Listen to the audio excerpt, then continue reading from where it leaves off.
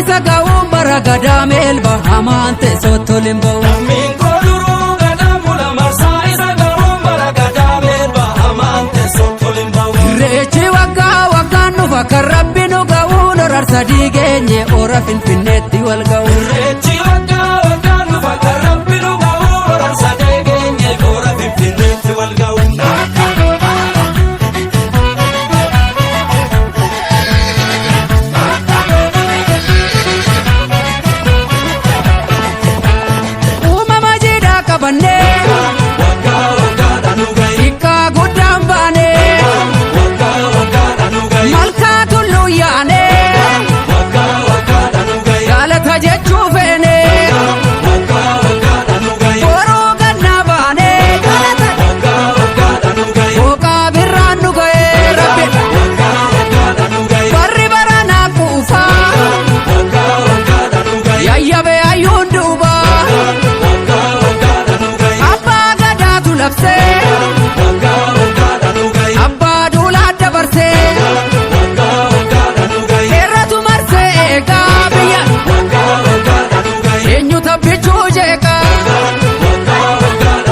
Ayyaantuun marsee shaggar jira omtuu nu danda'u kanuma keenya biyyi amaante sottoliin ba'u. Ayyaantuun marsee shaggar jira omtuu si danda'u jira fuullee Oromoo amaante sottoliin ba'u. Innaanuuf guddisi jabaa bulchi jennee si kadhannaa kan dabees qajeelchi uumaa guddaa si tabdannu. Irreechi waggaa waggaan dhufa kan rabbi nu ga'u orarsa diigeenye ora finfinneetti wal ga'u. Deebi'aan nuuratti irreechi uumaan deebisee.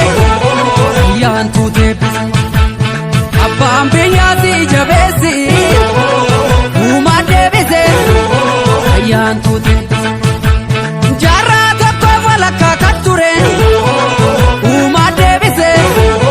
Ayyaantuu deebise hayyuu qabdaa warra rakkoo fure uumaan deebise. Ayyaantuu deebise warri finfinnee saganamaati.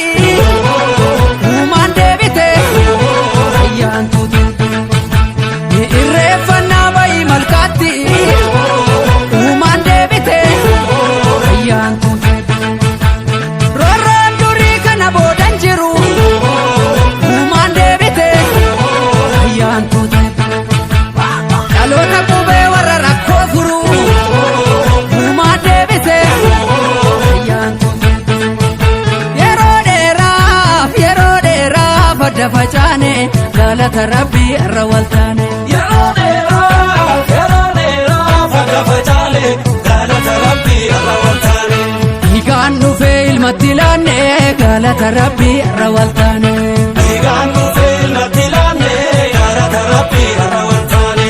Hiikaan dhufee ilmatti laanne hora bullallee tarra dachaane. Hiikaan dhufee ilmatti laanne hora bullallee tarra dachaane. Falmataa lammii koo kan birbirsa gooroo dhugaan seenarraan dhabu darbeera barri roorroo. Dhiigadduu dhangala'ee lafee akka caccabe ijji dhiiga roobee lubbuutu gumaa dhabe. Falmataa lammii koo kan birbirsa gooroo dhugaa qaallitti ture himannaa bara roorroo. Dhiigadduu dhangala'ee lafee akka caccabe ijji dhiiga roobee lubbuutu gumaa dhabe.